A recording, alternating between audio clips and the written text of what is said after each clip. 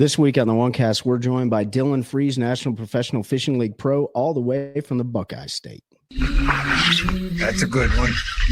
That's a good one. Oh, God, it's a toad, son.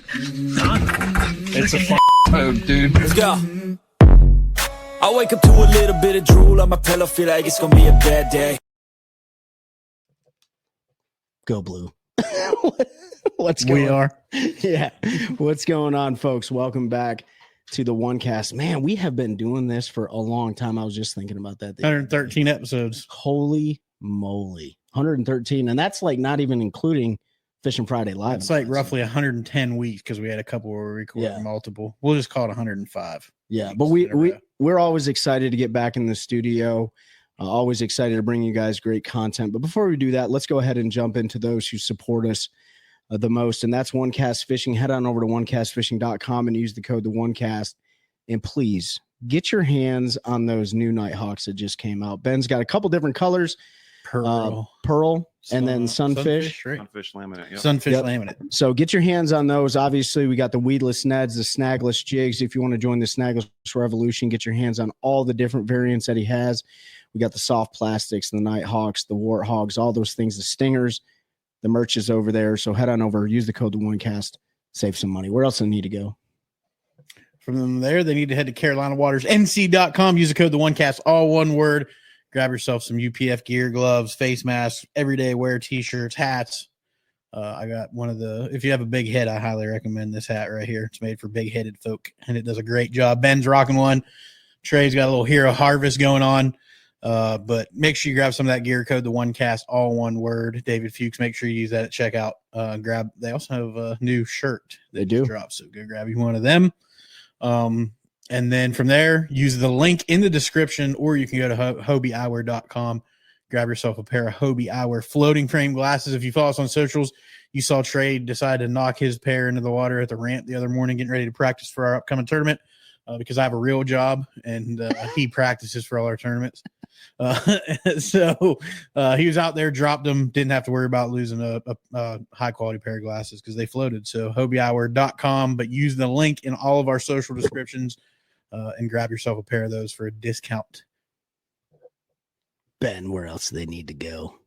So then they need to go over to their Play Store or Apple. I guess it's not iTunes Store anymore, but your App Store, and download the Deep Dive app. Go down there, take advantage of the free trial, but definitely subscribe for the year. Take advantage to plan your fishing trips even better. Look at the current weather conditions, future weather conditions. Understand which areas of the lake might be best based upon all their data, based upon all the information they're bringing in. And Trey's sitting here going through it right now, looking for Bugs Island, looking for this weekend for themselves. Yeah, I'm here. Fish the Fishers of Man, North Carolina Central Division. Don't use Deep Dive for this week. It's not going to help you. No, make sure you check that out. Last but not least, if you're looking to buy a home or piece of property in Central North Carolina, make sure you look at our good friend Terry Carpenter, aka Uncle Terry, licensed NC Realtor here in North Carolina with Howard Perry and Walston. And I forgot I was so good. Coldwell Banker. Got it. I knew it'd come to me. We're professionals. Make sure you hit up Terry. We've said his phone number a bunch of times. You can hit him at carpentert@hpw.com. Shoot him a phone call, email, let him know what you're looking for, and he'll find it for you. For all of our military friends, PCS season is coming. And Terry knows the area well because we bought in one of the popular areas for our military community. So make sure you hit Terry up and he'll find the home that you are looking for. So real quick, Jason Christie, congratulations on the dub. National Professional Fishing League stop number 1, did it his way with a spinnerbait on the daggum cypress trees. If that swamp spinnerbait bite is on and Jason Christie's in the field, he's a tough man to beat. Lots of solid performances from a lot of people. We're excited to have Dylan Freeze join us. We're going to get his story. I know he wants to talk a little bit about just the fishing life. He's been around for a while and has some experiences and all of that. Before we do that, I have not done this, and this is dropping. Trey and I are leaving next Friday for Lake Murray for the Fisherman National Championship. And I just want to talk about how important having partnerships are if you're going to fish and you're going to travel. So just thanks to those. Terry Carpenter provided us with some funds, Carolina Waters, those guys over there. Ben stepped up in a huge way with OneCast Fishing and covered our lodging for that entire 9 days, which is a huge burden financially off of us. So can't do without those folks. Just a huge shout out to them. Make sure you're using them if you're a fan of the show. Yeah, can't say enough good about on the flip side of that. Pete and I are going to do our very best to, promote and support all those that who have shown us, both monetary and like emotional and spiritual support along the way, because it's a big deal. The top 36 teams advanced to day 3 at the national championship, and there's some serious money on the line and stuff like that. And it's not all about the money. It's about the experience and the fellowship with the Fishers of Men. It's a great organization. So be on the lookout for some great content. So thanks to everyone that support us along the way. Pete mentioned earlier with Terry supporting the military community. PCS season's coming up. Reminded me of Heroes Harvest and Mitch Vasquez, who was the president and founder of Heroes Harvest. He's been leading the charge for the last 4 years. He's stepping away to take a new journey. He's still going to have some role in Heroes Harvest, which is a 501c3 focusing on getting veterans in the outdoors. I'm a volunteer for that organization. Pete and I did a Heroes Harvest trip last year. Yep. And so I just want to say, Mitch, you've been an amazing friend. He was a peer of mine. We did multiple deployments in different countries together. And so I just, want to congratulate you on 4+ years in that, and good luck in your new endeavors. So looking forward to seeing great things come from Mitch, man. Yeah. Anything else from you guys before we bring Dylan on? Nothing? You want me to bring him on? Let's do it, dude. Let's bring him on the show. Roger that, Sergeant. Roger that, Sergeant. Roger that, Sergeant. All right. Here he is. Like we mentioned, all the way from the Ohio. All the way from the Suckeye State, baby. Here we go. You're not a Michigan fan, are you? Yeah. Oh, well, Trey, I'm from Kalamazoo originally, and I'm a Penn State fan. I grew up in Pennsylvania, so yeah, I'm getting double teamed here. Dylan Freeze, man, welcome to the OneCast. We appreciate you taking some time out of your afternoon. We know you got a family, and you just came off the road from Santee, but we really wanted to bring your story to our audience. We have a pretty vast audience all around the globe, actually. And so with that being said, man, introduce yourself to the OneCast family.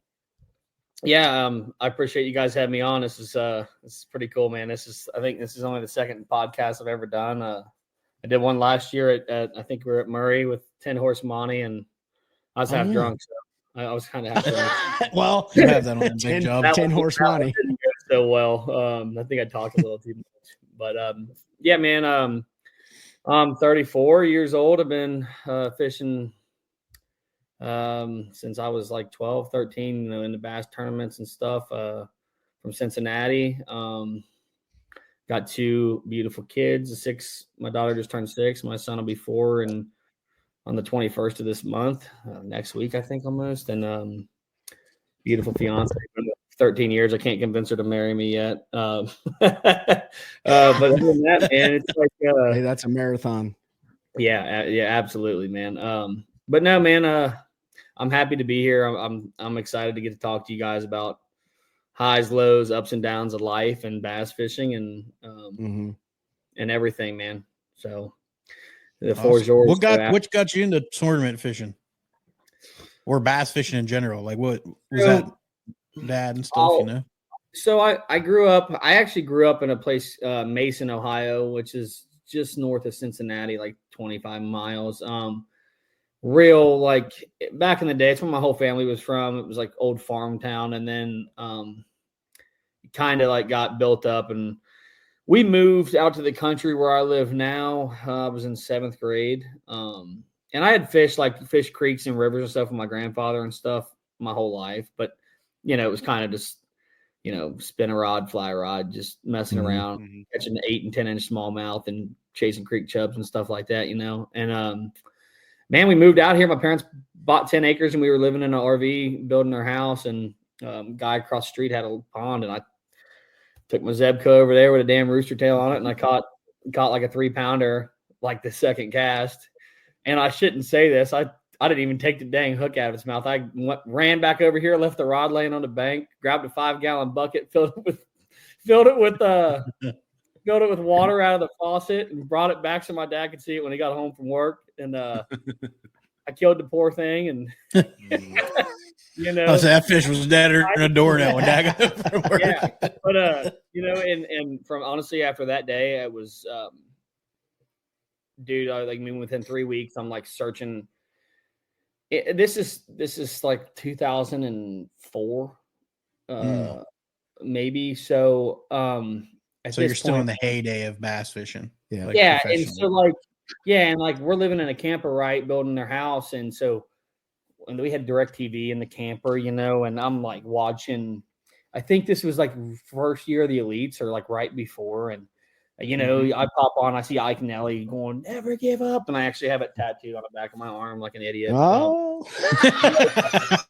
But, it's like, I played football growing up. I'm a big guy. And I when I moved schools, I stopped playing sports. I like that bass changed my life. I mean, it just changed everything for me. Like I didn't care about anything else. I didn't care about girls at the time. I was like, I had a 4-wheeler and I strapped 2 rods to the 4-wheeler and ran across the street, and I fished daylight to dark every day until I got, my mom was on the internet looking, and there was a Craigslist ad for youth kids wanting to join a bass club or start a bass club. And funny story, you guys know who Joe Thomas is, I'm sure. Yeah. He lives 15 minutes down the road. And at the time, all I saw was Bassmasters on ESPN and then Steele's Reel in the Outdoors. And he had another show back then. I was like, it was his wife had made a Craigslist ad for his son was wanting to find some kids to start a bass club. I was like the first one that called, right? And next thing I know, it's been a month since I started bass fishing. I didn't have a good spinning rod, didn't know the first thing about a bait caster, didn't know anything, right? And next thing I know, I'm in Joe Thomas's living room at a meeting with a bunch of youth kids, and this is before the youth club thing was even a movement at that point, And so me and him ended up being like the president, vice president, started the first youth club in Cincinnati and one of the first in Ohio at the time. And that was an amazing experience because, here I am. And at the time, Joe was fishing the Elite Series still. And so I'm looking at boxes and boxes of Lucky Crafts in this basement and wall mounted 10-pounders. And he's got an I-class in the garage, and he's got this spread, right? 5-10 acre lake. I don't even know. And I'm like, this is a real thing. And little did I know that he's 1 in a million. But at the time as a kid, it was like, wow, we ran with it till I was 17. So 4 or 5 years, we had a local club around the area that took us out. And that's actually where I met Bill Lowen. We'll get into that at some point because I'd love to, give him the props that he deserves from helping me out along the way. But it was that's kind of how it started. And at that point nothing else mattered. It was bass fishing and that was it, man. Well, I mean, I'm sure your parents appreciated you not running around and the only tail you were chasing was the ones on the bed, you know what I mean? Not those ones, but we were chasing tail on the bed too. Yeah, it was a different bed. Still you say that, but then it was kind of like I got older, and then that's when everything changed a little bit. Sure, sure. Get back to where I wanted to be, So during that time, what was your youth club's name? Did you guys have a name? I think we were just a Cincinnati Youth Bass Club at the time. Okay. It's actually still going on now. Like I said, I had been out. I mean, I left at 17, so that was 2008. Because I actually I started fishing the Federation as a boater at that point. So my I got a good family, dude. They've done so much for me, and we'll get into that too and how everything came about. But my dad was like, "Hey, you want a truck or do you want to drive my truck and I buy you a boat?" And I'm like, for my 16th birthday, right? And I'm like, you got a truck and mom's got an expedition. Like, I want a boat. And, I was thinking he was going to go out and buy me a used, like, at the time, I'm like, buy me a used, boat, and I come home and he's got a Nitro 750. Looking back on it, it's hilarious. He bought he had an open bow, like cruiser, my dad did. And he goes down to the same marina that sold Nitro at the time. And he buys a dual console 17-footer, dude. And you talk about 90 horsepower. And I mean, I'll never take it for granted because it was beautiful. It was a brand new boat. And I'm like stoked. And none of my friends have that. But I'm like, God, there's no room in this thing. And I'm a big guy. Even at 16, I was a big kid. And I'm like, but yeah, I can't believe I'm complaining about that. But yeah. Little Jaws moment. We're going to need a bigger boat. Yeah. So I had that. So anyways, I took that boat. And when I turned 17, I'm like, I think I can. I went out. I fished as a co-angler in the Federation because they still allowed you to fish as a youth and fish as a co-angler. And, I don't want this to sound bad, but at 17, I'm like, I can kick these guys' ass. I'm sorry. Yeah. But I'm like, good. I can beat these guys on these places around Ohio. Because I don't know if you guys have ever fished Ohio besides Lake Erie. Well, I have. I hear it's not very good. Yeah. Well, that was going to be my question. I think you're getting into it, but what bodies of water did you cut your teeth on when you were growing up? There's a lake. I live 15 minutes from a place it's called Caesars Creek. It's off of 71 if you're heading north. And it's actually really good now. It's got some grass in it, but back in the day, it was like the Dead Sea. Well, I would get out of school, and my dad's cousin lived across the street. And if my dad wasn't home from work or my mom, he would hook my boat up, and we would just go, and I'd fish till dark every day after school. And they were stocking muskie. And it was already a bad bass lake. So trust me, when I say cut your teeth, it's like, dude, you'll fish all week to catch 2 bass. And wow, it was like such a grind. And then I started to figure it out, So there, and then there's another place that's really good. It's one of the best lakes in Ohio. It's called Rocky Fork. It's, springtime, takes mid 20-pound bags to land. And then I fished Lake Erie a lot when I got, in my later teens. I fished up there, and it's kind of where I started deciding I wanted to get into bigger tournaments because I got comfortable doing, because there's not a lot of adversity in Ohio. You know what I mean? It's there's not a lot of lakes that have grass. There's not a lot of, you're flipping laydowns, dude, and cranking. That's it. There's not a lot. You might drag a little bit, but it's like Central North Carolina without the big fish. Yeah, yeah, exactly. So that was. But anyways, I started fishing. I had to bail out of the youth because I wanted to fish as a boater in the Federation. So my last year of eligibility as a youth, I gave up to fish one Federation tournament, and I finished 10th. So I was like, on the river. I was like, yeah, whatever, cool. So, it worked out, I guess, at some point. Yeah. But, yeah. So, and then we got into fishing the opens and after high school, and we can get into that too. You guys can talk a little. We're gonna get into all of it, man. We want you doing more of the talking than us. So obviously you got out of the youth stuff because you wanted to be a boater. Where was the first lake that you fished as a boater? What was the first lake? It was Gallipolis, between Gallipolis Pool on the Ohio River, which is by Point Pleasant, where the Mothman deal went down. I don't know if you ever heard of that whole crazy story. What's that? So we have now had chupacabras on that. Okay, now we're going to talk about the Mothman. Yeah, they made a movie about the Mothman. But yeah, I had I went and fished. You never heard of the Mothman? No. I'll tell him. Go ahead. I'll tell the story. Crazy.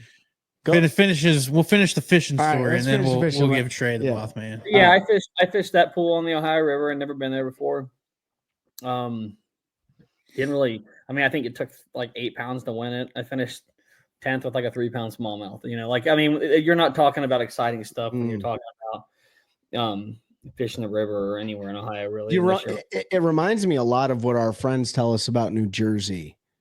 Just not a lot happening. Yeah. Yeah, there's not. Ohio's got a really good springtime pretty much everywhere you go. Yeah. Catch a lot of numbers. But to be honest with you, I know this sounds crazy, man, but I don't do a lot of fishing around home anymore because it's just it sucks. Well, it doesn't sound crazy at all. It sounds like You can say it. It sucks. it sucks.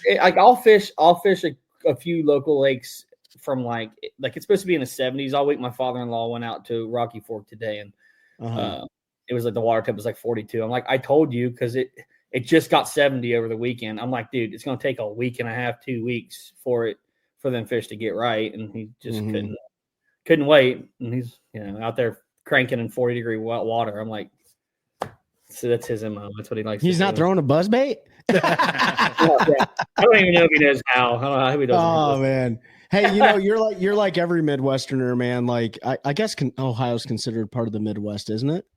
Is it considered Midwest? I would say Western Ohio. Yeah. Yeah. Like So I mean, being from Michigan myself, like we just threw spinning rods all the time, and we threw rooster tails, and we thought everything was always on the bank and stuff like that. Other than like, I don't know, when you're out there in the middle doing ice fishing and stuff. So I don't blame him for getting out there in 40-degree water and cranking and stuff like that. But I also don't blame you for not fishing around there either.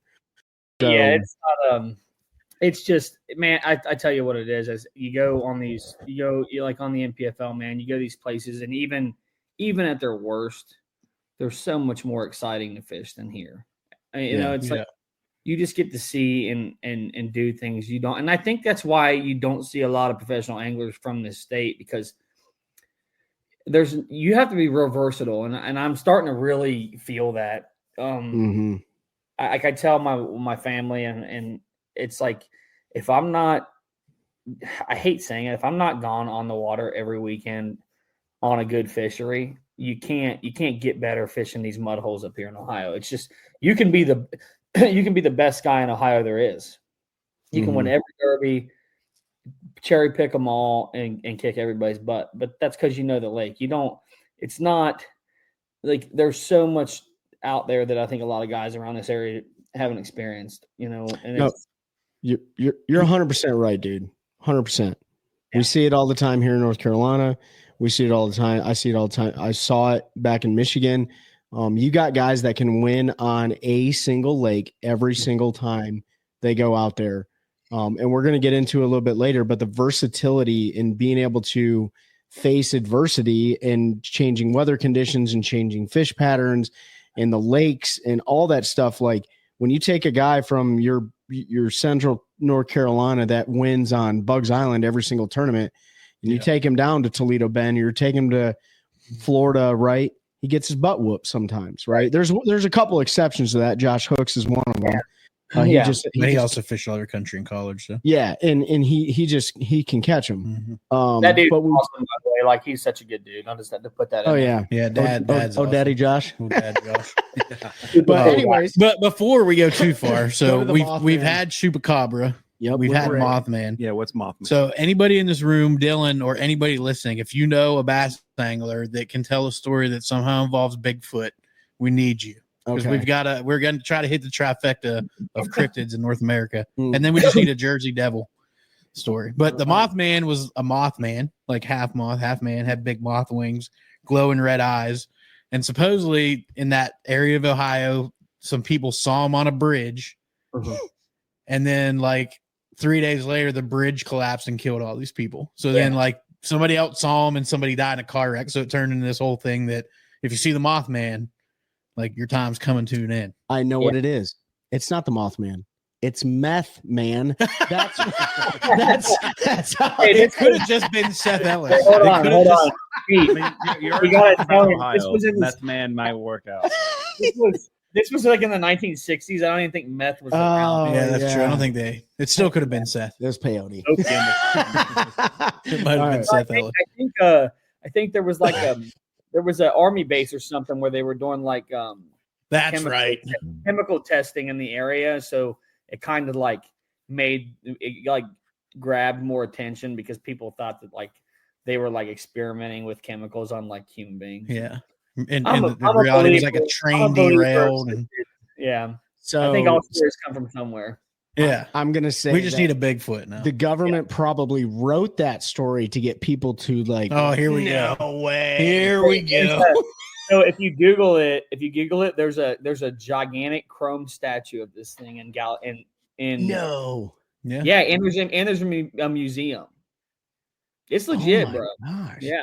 I gotta come up. Well, with now put a note when you do the thumbnail for this. Put Mothman on the thumbnail. Yeah, that'll be a good Oh, one. dude, I don't want to be. People are gonna be like, "What the Dylan's new Dylan name. Mothman Hey, Freeze?" we got the No, Mothman, I've only folks. been there. I've only been there the one time. Don't do that, dude. Oh man. Well, hey, does Big Al have a catchphrase or a nickname for you when he come up on stage yet? Are we getting into that already? He will. No. I just want to know. Do you have one right now? This past week, is it windy yet, Dylan Freeze? Okay.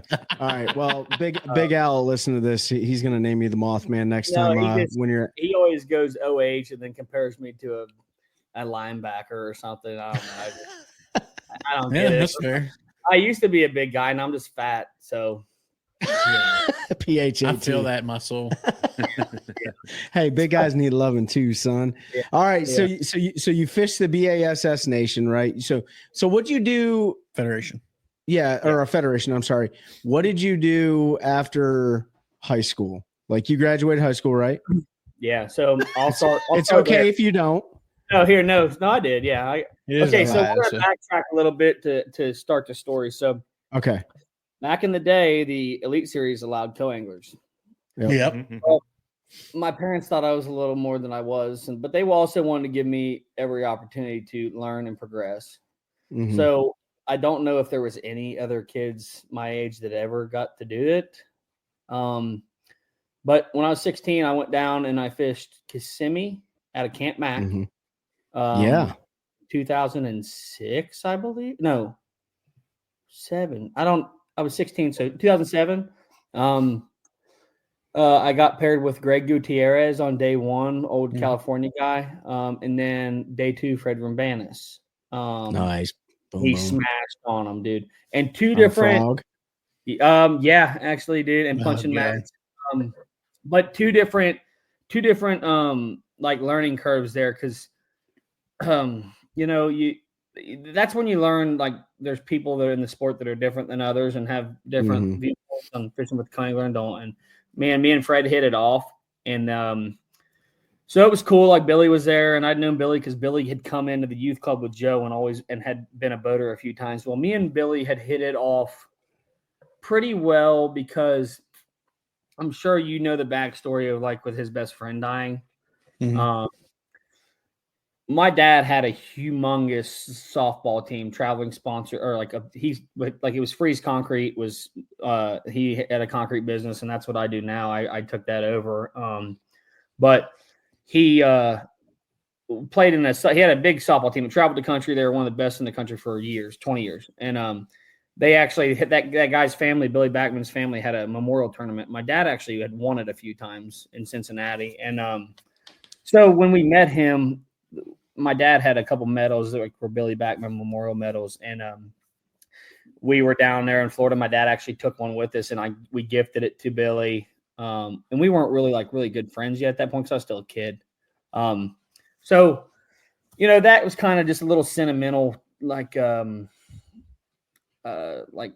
we just had like a little tiny connection there. And at least to me at the time. But then, so fast forward, I graduated high school. My parents fly Fred and Julie Rambanis to Ohio from Oklahoma. I know that's crazy, right? What? That's awesome. Yeah, this is a true story, man. Will he be my dad? Yeah. So so they stay for the 3 days, have my graduation party, and my graduation present. So my family had bonds, $50 a birthday, $50 a Christmas, and they, accumulate interest when you're a kid. Mhm. And I get out of school, I'm like, I have like $15,000, So my parents are like, hey, we want, you to be, you want to chase this fishing stuff. And they had worked out a deal with Billy, and Billy brought an I-class to my graduation party. No kidding. It was his first ever free rig he ever got from Skeeter. It was a 2008 21i, and I'm getting a little emotional talking about that. But yeah, man, it was so it was, hey, we're gonna go full force at this. So we take Fred Romanis out on the lake that I can't catch nothing on, and he proceeds to just smash on him on a damn spook. And and it was a really cool thing, and it's something I'll always remember. And actually, I have the very snag-proof frog that Fred won Lake Murray on. Really? Back. Yeah, I have it out in the shop on the wall with a nail through it because I'm never letting it go. It's right through the eyelet. Or the hook, whatever. And it's it's the custom painted snag proof frog all torn to shreds that he caught. If you ever look back at that tournament, I think he caught an 8-pounder, which back then Murray wasn't what it is now. And right. Yeah, that was when they killed the grass and messed that lake up for all that. He called her something, and I got the frog he caught it on. He brought it with him. And so yeah, that was a little short intro on that, but we went straight into the opens, dude. I mean, I'm sorry. I take that back. I fished co-angler for a year. In the opens? Northern Opens for 1 year or 2 years in school, like junior and senior year. And I fished the Northern Opens as a co-angler. And I'm like, man, and that's how much bass fishing's evolved, because I look back on it now and I'm like, man, I wish I would have been in my mid to late 20s, early 30s then. Mm-hmm. This is going to sound really ignorant, but I feel like it was so much easier back then to make it to that level. I mean, you talk to, if you hear guys like Ike and Ellie and guys that are now in the, getting to the end of their career and getting into the Hall of Fame and everything, they've all said, like, I don't know if I would be what I am if it weren't for when we came into it. Kevin Van Dam has said it. Like, I don't know. That was the prime, dude. Like, we literally came into professional bass fishing when they just hit it right. It's kind of like people that take off on social media. Like, the first YouTubers that blow up. Like, they got into it at the exact right time. Oh, yeah. So I'm with you. And here's I'll put it to you this way. This is how crazy this can sound. So back then, a lot of people don't know now, like how qualification worked back then. So you fish 3 tournaments in any series, right? And they did double qualifications because of Elite Series guys. And they went down the line to like 18th place back in the day. So like if you were in the top 18 in points and there was like, let's say 1 through 8 were elite guys, you had a berth. And that's actually how that worked back in the day. Because there was a guy named Brent Broderick that lived down the road. He finished 17th in points in the Northern Opens. Next year, he's on the Elite Series. And what's crazy is the following. So my second year, my first year is where I kind of got comfortable too quick. I think the first year we went to Champlain. And where else? Erie, Champlain, I think. Wait, I don't even remember. Chesapeake Bay, which, God, I hate that place. Chesapeake Bay, Champlain, and somewhere else. And then I like bombed every one of them, obviously, because like I had no idea what I was doing at that point. And then the next year I really regrouped and was like, hey, I'm going to make a run at this. But I met some guys from your neck of the woods up in Kalamazoo. Jonathan Van Dam, Luke Gritter, Kyle Kempkers. I ran around with those guys for 2 years in the opens. I actually met them at Champlain. And I'll never, ever, ever in a million years say I didn't love every moment of what was going on at that time. But being a 20-year-old kid, not established at all. And you start hanging out with guys who Luke Gritter had qualified for the elites already at that point. JVD was JVD, regardless. And then you're hanging out with Mike McClellan and Swindle and these guys. And I hung out with a bunch with Casey Ashley and Marty Robinson and all amazing guys, man. And super cool guys. But man, I just got in over my head and started partying a little too much. And with, guys that are established can do what they want, man. But when you're 20 and you're out there on mom and daddy's money and you and fishing at that point, midway year 2 was like the back burner. I was like, I ruined myself, man. I really did. I too fast. I didn't even pay attention to what I was doing. I just, I started not caring. I just wanted to be there. I wanted to hang out with the guys. Like, who don't at 20 years old at that time want to say, yeah, man, I went out and had dinner and had some beers with Marty and Casey and these guys. And I'm like, because they're, am I name dropping? Should I not be doing that? No, you're good. fine, dude. You're rolling with them. They're your Like, road yeah, dogs. No, I mean, like you're literally hanging out with dudes you looked up to. Like, Yeah, you're, and you're having the opportunity dude, to drink beers with them. And dude, like I'm watching Swindle and McClellan play Chinese fire drill at every red light on the way to the bar at the ramp at Champlain. I'm like, what? My mom and dad are at the hotel, and dude, I got back and I'm 20 and I've had a few, and I'm like, they're like, why are you laughing? And I remember I just fell down on the bed and I'm like, I just had the best night of my life.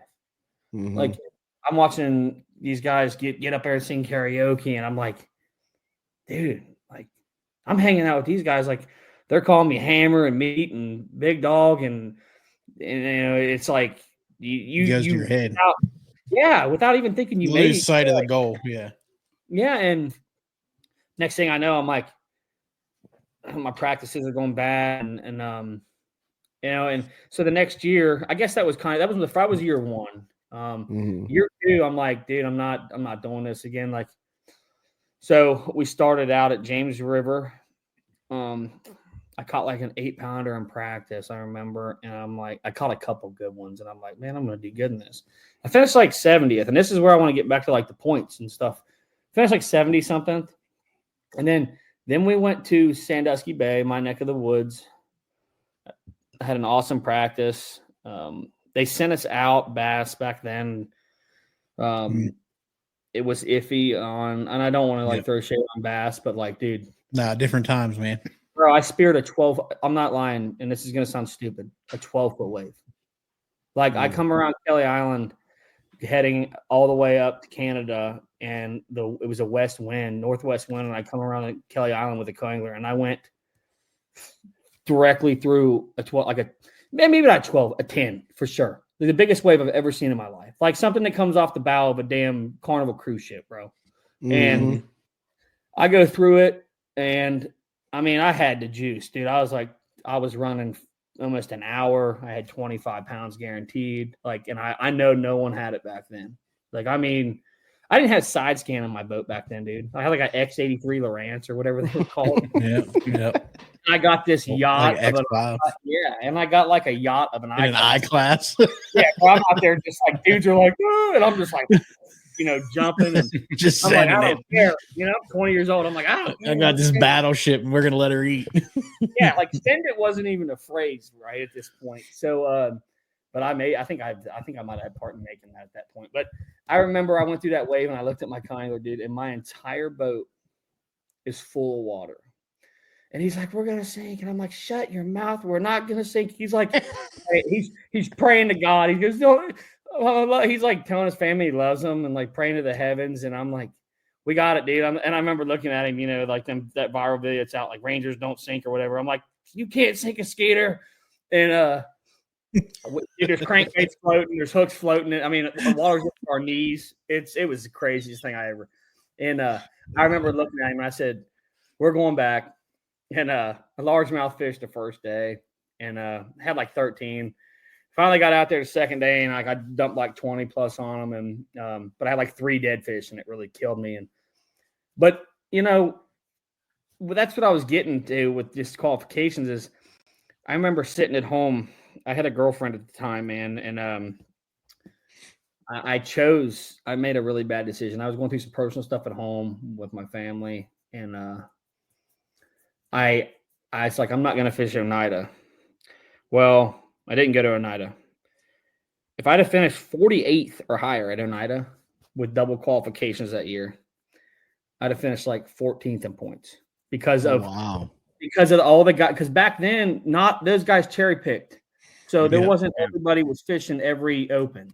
So there was only like 60 guys that fished all 3. Well, 30 of them were Elite Series guys. Yep. you know, and so I did the math on the points, and I remember my mom looking at me and going, "What are you going to do now?" And my dad was they had a place up at Indian Lake, which is a little central Ohio lake, and my dad was gone for the weekend. And to this day, it's the worst decision I ever made in my life. I took my boat to Sean Weeda at Weeda's Marine and sold it. No kidding. Wow. And that was it for Dylan Freeze for over a decade. Wow. And that, yeah, I mean, dude, it hit me so hard knowing that. Yeah, because you don't ever have opportunities like that, man. And then you realize, man, you really didn't even do anything to get that opportunity. I mean, hell, dude, I had a 70th, a 50th, or a 49th, I think. And then, like, if I'd have just had another top 50, well, you look at the points, so many guys dropped out of that tournament because they were out of contention. They didn't even go. So there was only like 101 people in the damn tournament. Huh. And it ruined me. Like, I was 21 at this point. I just turned 21, and that girl was gone real quick. And Well, this way, thank God, I ended up meeting my fiance, and life moved on. But yeah, that was just a really hard time in my life, man. That's kind of where I veered off the path for a grip, and it took me a long time to get back to where we are now, man. Well, hold on a minute. So what year was that you took your boat to Weeda's and just said sell it? That would have been, it was the following year. It was like 6 months later. It was June of 2012. Okay. So do you really believe that was the worst decision that you ever made? Or what's the silver lining with that? Right? Because you were 21 years old. Yep. You were out there. We're thinking the same thing. I think you obviously were making some decisions, whether or not good, bad, or indifferent. I don't think we ever make the right decision. We just make a decision. If it's good, it's good. It's bad, it's bad. We don't know until it happens.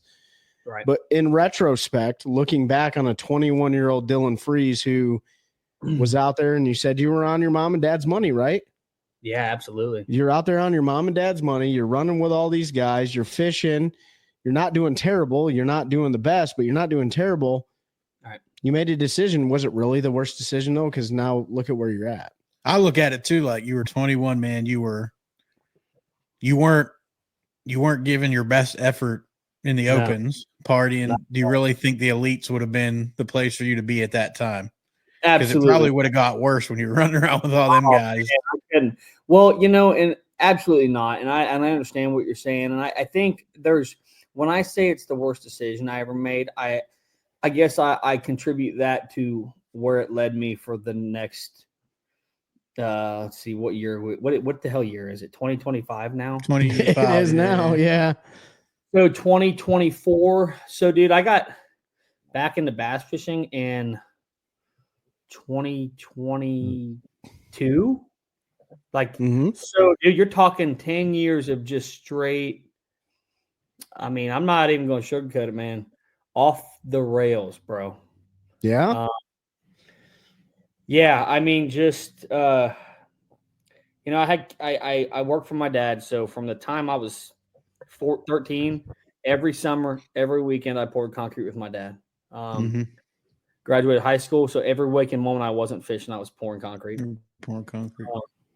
And so you can imagine your surroundings in the construction industry, and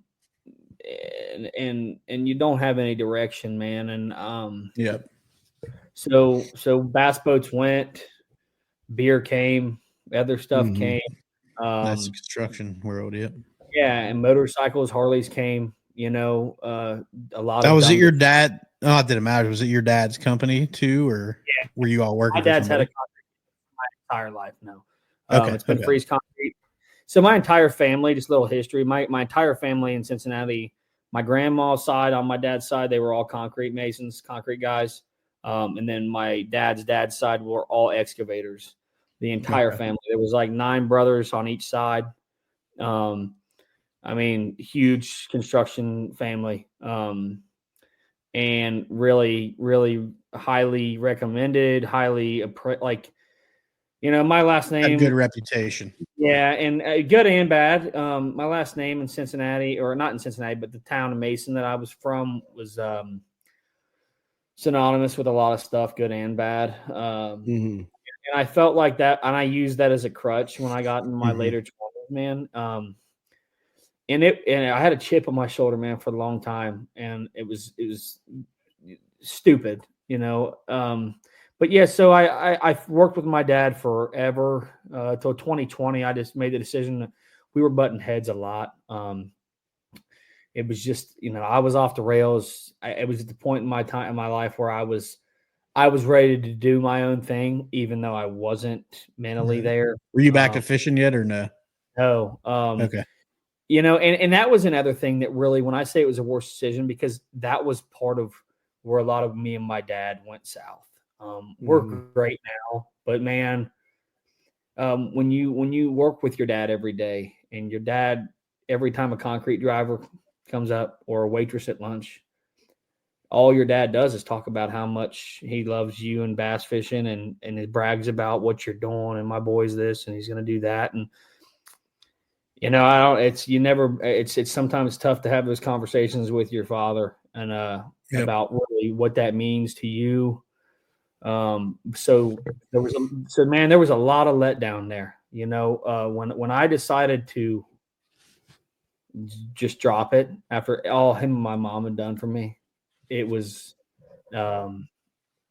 real hard for a long time for me to cope with it, man. Like, I mean, it was a struggle, because everything I did at that point for those 10 years, it was always came back to, in my mind, I was never going to satisfy my dad or make him happy for what I was, because all he ever wanted for me was what he knew I wanted, and that was bass fishing. And I just nuked it. I mean, so, I've been with Jessica since 2000, fall of 2011 into 12. We have 2 beautiful kids now, and we've been through a lot, struggles together. I don't know how in the hell she's still with me. She's a saint, man. And, but yeah, it was just, it was really hard, man, to get back to, all things happen for a reason. Right. And this is really what I know. We're dragging, man. I don't want to. No, you're good. No, you're good, dude. This is important stuff, man. I think people don't ever tell how they got to places and why they're there. And, Pete, we talked about that video when we were in the before we started, but I think it's going to come out because I think it's part of the reason I'm here. So, I never thought I was ever going to get back to fishing again, ever. And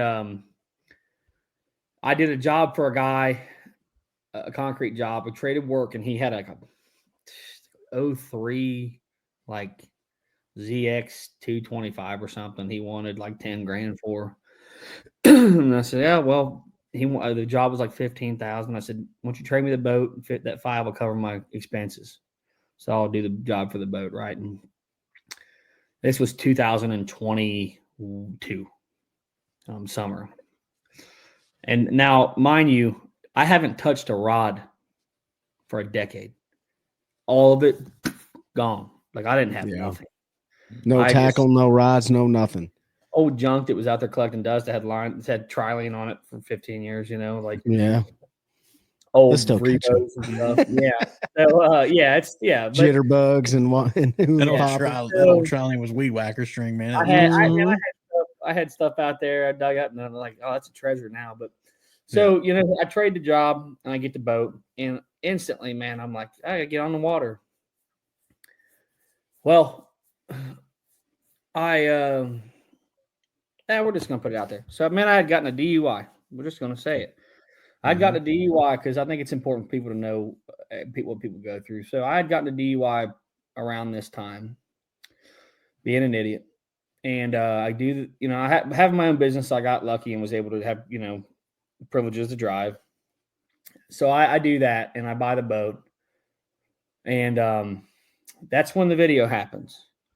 The TikTok video with the Bengals game. So they put you on probation when you get a DUI, right? And then I make the video at the Bengals game. And I feel like that happened I feel like all this happened because of that moment. I think that moment happened to get me here. I don't know if you guys have ever had, I know this is going to sound really crazy. I don't know if you've ever had moments in your life or experiences you just can't explain, see things you can't explain, hear things you can't explain. I wasn't supposed to be drinking at that Bengals game. If you want to put the link in the description of this video, because people are going to be like, what the hell is this guy talking about? But I'm sure they're going to Google it. So I do the video, right? And I remember going up that escalator half crocked, and I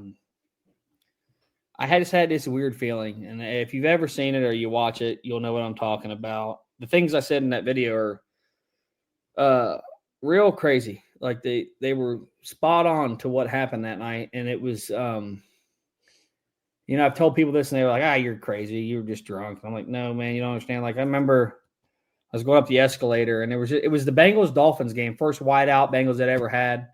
The white uniforms, white helmets. It was sick. And I'm getting this voice in my head, man. I'm going up this escalator at the Bengals game. And man, it was like, you ever had that moment when you're just like standing there and your ear rings and you like, It goes kind of like silent for a second. And then it's like, it echoes back and then you get the sound back. Mm-hmm. Well, I'm in a crowd packed Bengals game on a Thursday night and that happens. But when it happened, it's like a little person was standing here whispering in my ear. Yeah. And give me chills thinking about it right now. Cause I ain't talked to a lot of people about this, and it told me to the T what was getting ready to happen that night.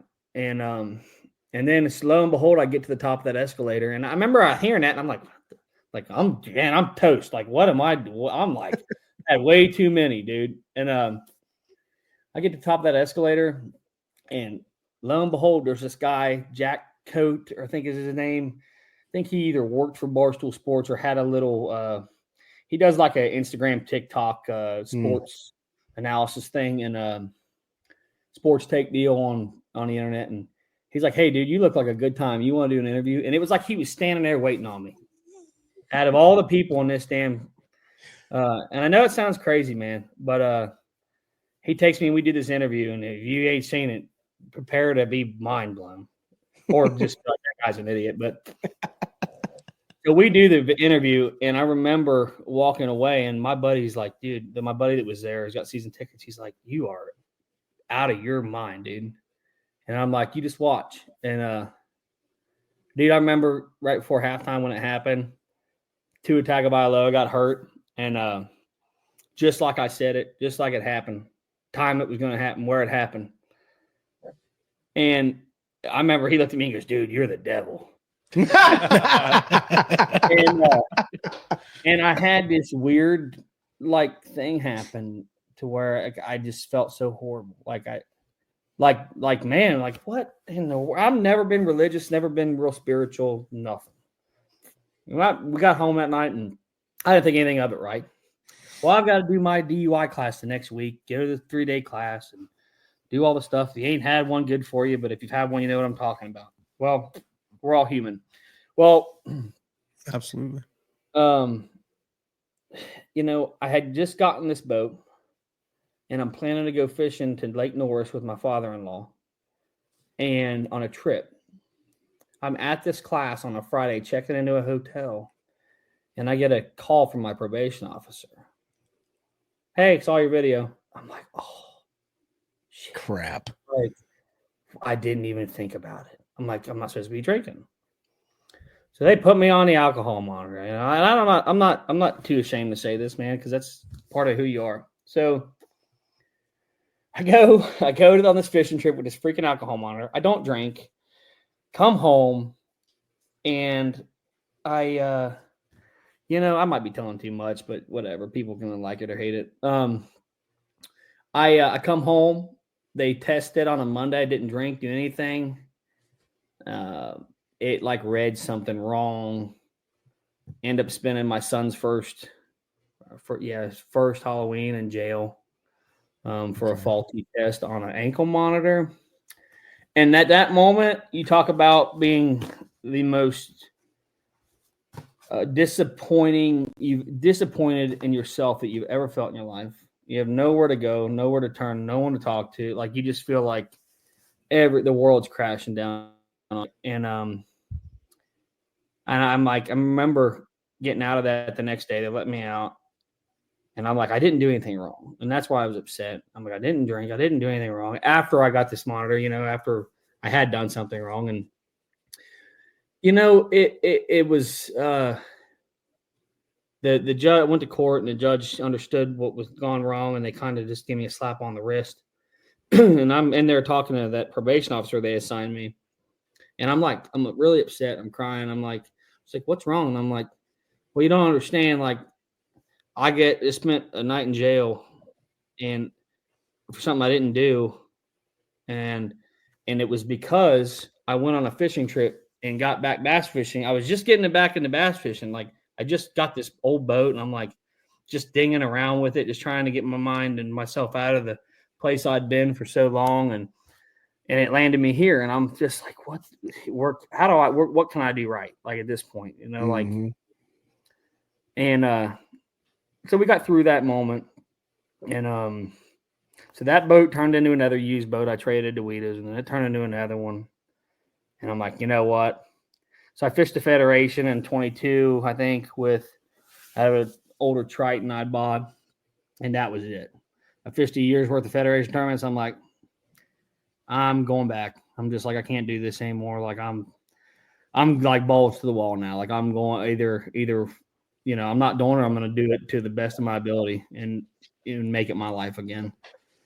So that's what we did, man. I traded that boat in on a Camus, took a wish on a prayer that somebody would recommend my application with Brad in the NPFL.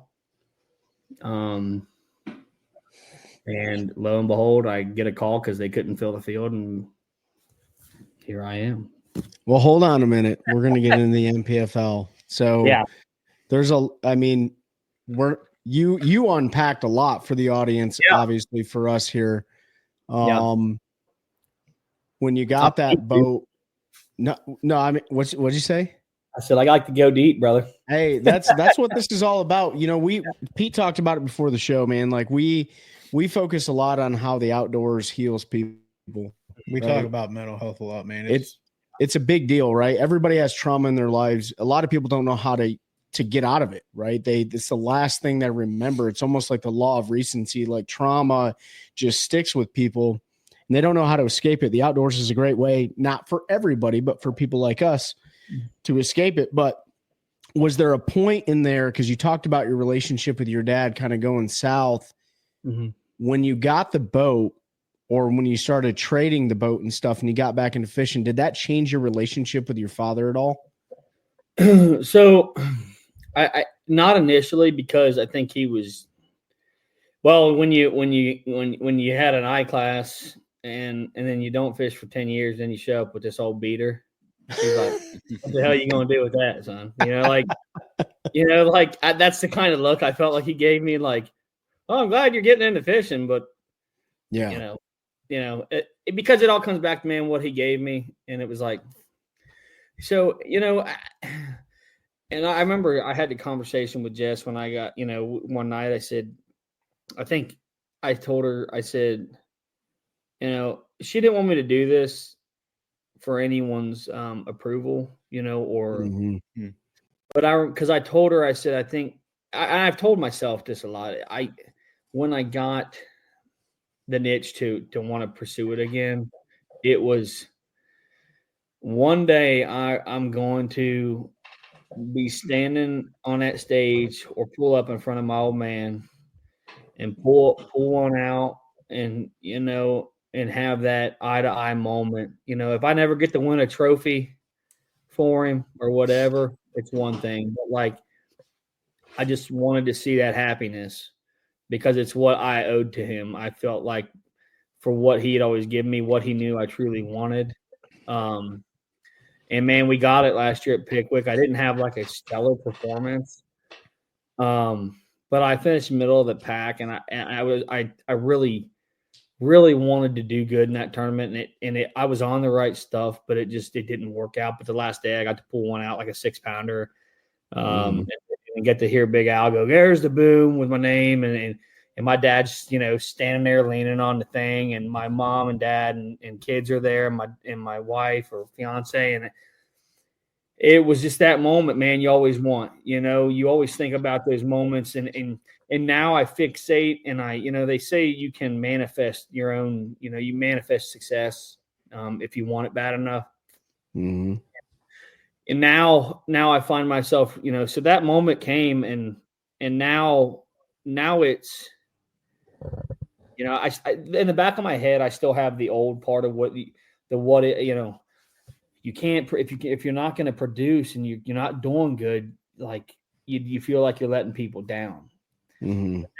Now it's on my dime, and it's on my time, and I have my own family, and so, but at the same time, I'm like, I'm going to, my old man ain't going to die before he sees me do something. You know what I mean? And I know that sounds harsh, but dude, like, hey, I'm a realist. Like, you're gonna tell me that you ain't had moments in your life where like you're like, hey, before I take my last breath, or somebody does it, they're gonna see me do something that they've always wanted me to see, wanted for me. And so now I find myself driving these events, and I'm driving down the road, and I just black out. I'm having I just thinking in these thoughts about when it's going to click, how it's going to click, when's that time going to come? I haven't even cashed a check in 7 events. I mean, it's tough, dude. And we'll get into that if we have the time, but like, it's like you sit and you just think about holding that trophy up and being emotional.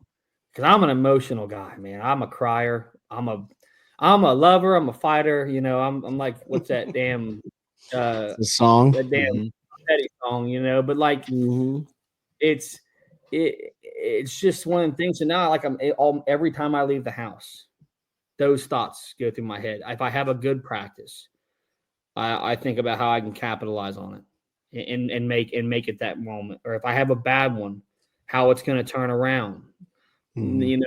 People don't talk about the things they see in their heads. I think they keep that stuff bottled in because they're too embarrassed to talk about, oh man, I thought this, but now I finished 115th. Well, dude, good luck not. These guys are unbelievable. Yep. But there's going to be a time in every guy's life where he chases something long enough, or he wants something bad enough that the only thing stopping, there's nothing that's going to stop him. And when it's not, you hear that all the time. When it's your time, it's your time. And I hope to God that by the end of this thing for me, if and when it comes, as far as if something in my life happens to where I can't keep pursuing this or something else, that I can have the moment that I always wanted to have, and that's really what it's all about to me. How did you learn about, the NPFL came on the scene about 5 years ago? So it's a relatively new organization. We have been massive supporters of the league since its inception. I really think like year 2, year 3 is really where we got hooked on it. But nevertheless, you get back into bass fishing 2021, 2022 timeframe. How do you learn about the league, and why the jump right into the national level instead of going through the opens or trying to fish Major League Fishing circuits? Hold on one second. Hold on 1 second before you answer that. Let's take just like a 2-second break. All right, so we talked about the Bengals video, which I know a lot of folks said. We took a quick break there, and Ben was like, "Was that this video?" And I was like, "That's the one." So he had remembered seeing it back in the day. You ended up spending a night in jail for a false reading. which maybe was a blessing in disguise, looking back now. You talked about not being the most spiritual person or God fearing, any of that, but at any point as you've revisited these things happening, has it opened your eyes spiritually, or do you feel like that was some entity, whether you believe in God or not, that was talking to you and kind of trying to get you back on the right path?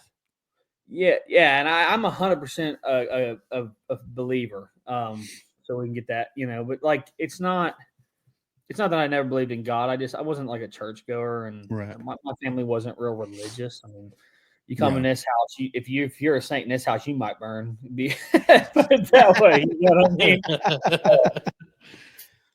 We talk a lot of craziness around here. We don't bite our tongues, but there was, like I said, there was moments in my life, in those bad times where other things I couldn't explain happened, and life-saving events. I mean, a couple wrecked vehicles, just bad times, man. And there's some things that you just can't explain. Sometimes it happened. You're like, how the hell am I not dead? Or how did this not happen? And so, yeah, I mean, there's a million things, but I think those were all prior to this happening. I think they were maybe just warning signs to a crash landing, but like the low fuel light was on a 747, and that video was the crash. But I feel like 100% it all happened to get me here.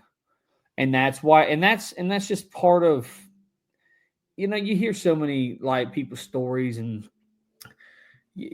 there's a lot of people that I don't have that kind of life. I don't live like that, and I don't have these kind of issues. Well, may not see them, or they might not have it happen to you at this in this magnitude.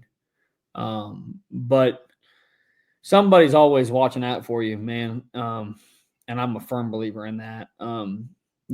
Whether or not it's you recognize it at the moment. I don't know if I'm getting off keel for the question. No, you're right. You're absolutely right. But yeah, I just it was. I remember, I've never been one to, I don't know where I'm going with this. I've never been real scared of making, of being. I'm not a bad person. Never really was. Like I've done dumb stuff. Like we all have, brother. But I find myself now, the older I get, and after all this has happened, and we're here now, catching myself before I do something stupid. I got a bad temper when it comes to road. I don't have road rage, but I do. Stupidity in me, like I'm not the best driver. I think we all do. Yeah, and I don't. But like now, I'll say something in my truck in the privacy of my own vehicle, and I'm like, and then the little voice over here goes, "Why do you talk like that, dude? Like, it's gonna come back to bite you in the ass. Like, don't say that." Trey's my little voice. Yeah. So like, I find myself just really watching how, and I think that's part of that has brought me to my what's the word I'm looking for? I'm not at home here. I've got a couple buddies that I talk to, but I don't really veer from my family much anymore.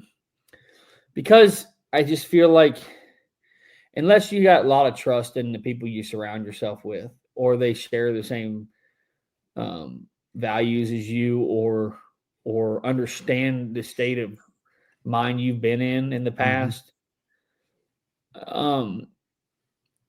There's a lot of people out there that don't think you're ever going to change who you are. Yeah. And so to me, I had to cut those out of my life, and I talk to them, but I don't hang around with them. And that was where, like, before we started this with, I will get into it if we're going to do what we talked about, but just who you surround yourself with is a big key to life, man. I really think that people don't harp on that enough. I think it's who you are is who you are around is who you are, man. Yes, sir. And I know that sounds dumb, like everybody's their own person, but listen, man, if you're at a boat ramp and you only hang out with one group of guys, and that group of guys, no matter if you're a bad guy or not, they got a bad rap. You're a bad guy. Better find a new group quick. No, you're right. Bury you before you get off the ground. Mm-hmm.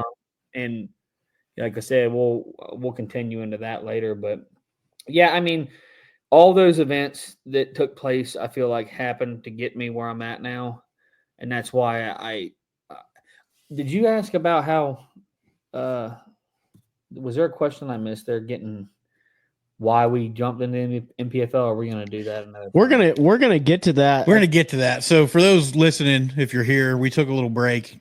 We had some pretty heavy stuff we talked about there with Dylan, kind of telling his downfall, getting out of fishing. And someday I'm going to share my story, and there might even be a new podcast someday that we can go into some of this stuff, because it doesn't always fit with what we do here, but this absolutely does, because fishing is the central. It's sort of the cause of the spiral, and it's what's brought you out of the spiral. But to your point about, the people you surround yourself with, it's 100,000% true.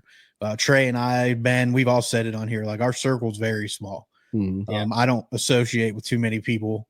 And the people that I do associate with are all people that I would take to my mom's house for Sunday dinner. It's not the people I used to run around with, because those folks expect you to act a certain kind of way, and they promote that, right? Like your previous group of friends was promoting what you were doing, and they were helping you do what you were doing, and that's not who you are, who you want to be. So you've separated yourself, and doesn't mean you don't have to not talk to those people. To your point, you said you still talk to them, right? Like, you don't have to cut people out of your life all the time if you recognize that they're an issue, if you spend time with them, which you have. Right. And yeah, absolutely. So I guess I had something I wanted to ask while we were going through that, but it was so good I can't remember what it was. I'll just, while you think about that, there's a lot of we didn't talk a lot about fishing. We talked a little bit about fishing, but I think that this episode, which we're going to consider this part 1, and there's going to be a part 2 to this, and that's going to be more on the NPFL and what's current in your life. But I think it's hard to make yourself vulnerable to unpack everything that's been going on in your life, right? Like, and we didn't have a script. We never have a script in our shows, but I think it's important for all of our listeners, especially those who are sitting there and having these thoughts about, like, man, am I making the best decisions possible? Like, if I do have the end in mind, which is maybe fishing professionally or owning a concrete company or doing whatever, am I making the choices that are going to set me up for success? And I'm right here with you, bro. Like, I've literally surrounded myself with people that are no longer in my life anymore. Same thing. I got a DUI a long time ago, and it was a life-changing event for me, right? I've cut best friends out of my life that I no longer talk to anymore because of the toxicity that surrounded them, and the fact that I know my wife and my family are empaths, and they can feel the energy around me, and it was turning them away from me. Right. So there's a lot of stuff, and I haven't talked about my life, and I'll do that when I officially retire from the Army. But the reality is it's hard for a lot of us, and sometimes we use the fame and the glory, or the fishing and the tournaments and all this stuff to conceal what's really going on in our lives. Right. Because it's easy to get there behind the camera and say, yeah, dude, I'll wait some fishing. But behind the cameras, you're like, man, this is a hard life, dude. And we're going to get in that in the second segment of this episode. So, Pete, did you remember what you was going to say now? Yeah, he kind of answered the question I had now that I thought about it, about like, have you disassociated with people that were in your life at that time? But to that point, like in that decade period where you completely walked away from the sport of bass fishing and fishing in general, did you ever think about it? Like, was it ever in the back of your mind, like, man, I should do this again? So, dude, what's crazy is, so the year I got out of fishing, we had my wife, Jess, my fiance. I just call her my wife from here on out, because that's all I call her anywhere else. So She was in her freshman year of college. So her first semester, she went and had got a dorm. And, I'm like, hey, why don't we just get an apartment? Like, we're serious enough. Like, so we got an apartment.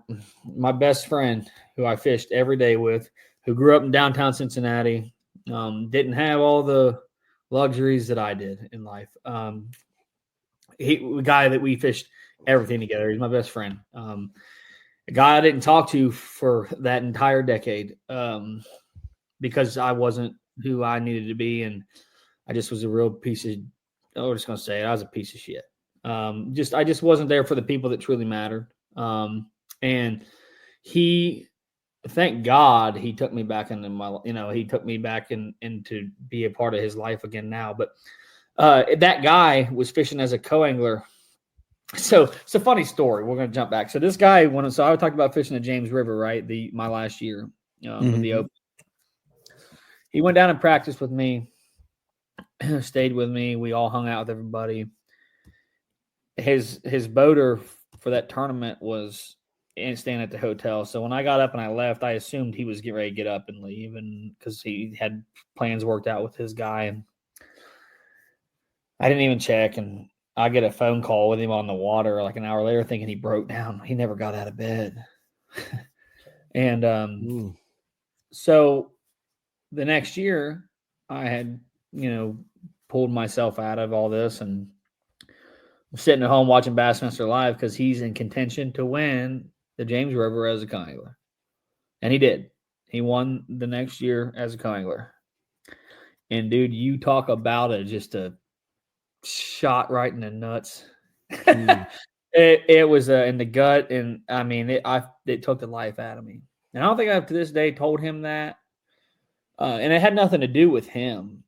But watching – I felt so good for it. I was so happy for him, right? But to leave the sport in the fashion that I did, as far as just my mental state and where I was at, and walk away from it, and less than a year later, I'm watching my best friend, who I fished everything with, who I was in the youth club with. We did everything together. We spent every weekend. He didn't have a car, and he'd get on a Greyhound to go to Kings Island, and I would go pick him up at the amusement park here in Cincinnati. From downtown to there, I'd go pick him up so we could get up and go fishing the next morning. And he wins. Yeah, it was his co-angler, but I'm sitting here watching him hold this trophy, right? And it was hard, and I broke down. Was it guilt for not being there? Yeah, guilt for that, and just I'm not gonna lie, I was jealous, bro. Because I'm like, I just gave up this, and my boy's winning. Yeah, what am I doing? And I remember her telling me, because I was sobbing. I was just so mad I wasn't there. And I wasn't there. I wish I'd have been there in two fashions. I wish I'd have been there fishing, and I wish I'd have been there to give him a hug. And I called him, and we were still talking at that point. But then I kind of just went off the beaten path, and we just kind of lost touch for a while. And but yeah, there was moments. That was the first moment. It was pretty quick, right? Back to your question, like that moment was like the gut shot. But I think at the same time, I put up a huge blocker after that. I done felt what it's going to be like. And I think that was part of the reason I didn't even watch it anymore. Yeah, I was going to ask you, what was your involvement? Did you watch? Did you read? Did you follow? Or you just cold turkey cut bass fishing out of your life? Yeah, I watched the Classic every now and then. I'd check on Billy Lowen to see how he was doing in fishing. But I didn't even talk to Billy. I just vanished from all my friends that in the world that I wasn't anybody, but around here I felt like I was friends with a lot of guys. I fished the Federation, always did well. And then then in these years that I'm not there, my boy's going and he's fishing 2 national championships, a team national championship. He won an open. He almost made the classic, and I wasn't there for any of it. And I look, and I didn't realize how good of a friend he was at the time because we were young kids, and you get older, and man, I remember calling him and talking about fishing, and he took me out he took me out like 2 falls in a row. We went fishing up at Erie, and I, teased the idea of coming back and fishing. And he's like, do it, man. And then I was just, and then we hit it off again, and I got back into fishing. It was like nothing ever changed. But there was times where, like, when I got back into fishing, one of my first phone calls was to Bill Lowen, and I said, "Hey, dude," and he's like, "Hey, I tell you what happened. I ran into him. I went down to the Sport and Boat Show in Cincinnati, and he was on a hog trough doing a seminar, and I just sat there and waited on him. I remember walking over, and I was like, "Hey," yelled up to him, and he's like, "Holy shit, what's up?" Like. And he's like, got done with the seminar, and I was standing there waiting, and he came up and gave me a big hug. And I'll tell you how that was such a good feeling, but kind of emotional for me. But I mean, he was one of the first people I contacted when I got back into fishing. And, I had a decent year back into the Federation and kind of like got my feet wet again. I'm like, oh man, I can still do this. But then the NPFL showed up, and it was because I remember seeing Randy Kukrow, a buddy of mine from Ohio that fished the NPFL a couple inaugural years. He's a real good buddy of mine. Randy's a great guy. Great human being.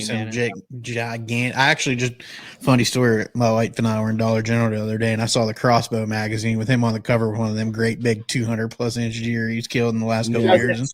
So we bought it, and I sent him a picture. I want to give him a shout out because man, he doesn't get enough recognition for what he's done the last 3 years with those deer. But so yeah, I knew about it with that, and I called Bill. I said, "Hey, what do you think about the NPFL?" And he said, that trail's gaining a lot of traction, man. And I'm like, what the hell? I think I come home from dinner one night, and I'm like, I'm going to put the application, and I highly doubt they're even going to give me an email back or a response. And so, yeah, I mean, 10 years without even doing it, and I cram it all back into a year and a half, and I remember I'm sitting at home, and I hadn't checked my email for like weeks because like I don't do email really either. I'll get on there, check my credit, check my stuff like that, check my track orders, stuff like that. But all my work stuff's done through a separate email, and I remember I saw an email from the NPFL. Boom! This is where I want you to stop, Dylan. Okay. This is where I want you to stop. Okay. This is where we're gonna pick up. Folks listening right now, you get an email from the NPFL, and folks listening, this has been a story leading up to this moment right here, and we're gonna I don't want anything talked about. That's what I'm talking about, boy. So Dylan, we're gonna give you an opportunity on the next episode to plug everything that you want to plug, to include socials and all those supporters. Yeah. But I think the most important thing that came out of the episode, this segment 1, is all the mental fortitude and the resiliency, the adversity that you faced, and the honesty, right? I think it takes a big man, a big woman to be honest about the things that they've endured and how hard it is in life in general. And, giving up some of the things that you love the most, right? And one of those is making your dad proud. Yeah. Right. Fishing was part of that. So I want to get into that in the next episode. So before we end this, what do you guys got? Man, I just want to thank you, dude, for coming on here. I know we talked before we started recording, and you were a little hesitant about some of the stories. And I just want to say, man, like we're 3 strangers to you, but you're a brother now. And I appreciate you being open and honest, because one, it helps us to hear stories. Like, We'll talk, and I'll tell you my story, but we have a lot of parallels, man. Like just things that we did in life, and it's going to help people. I want you to know that, like the people that listen to our show, we're going to get feedback from this, and this is going to help people get through some stuff. So I just appreciate you being willing to be open and honest and open up, your soul and what you've experienced, and it's just yeah, I don't know what else to say, man. I appreciate it. Dylan, Giving me the stay. opportunity. Well, it ain't over yet. So stay on the line with us. We're going to close this bad boy out.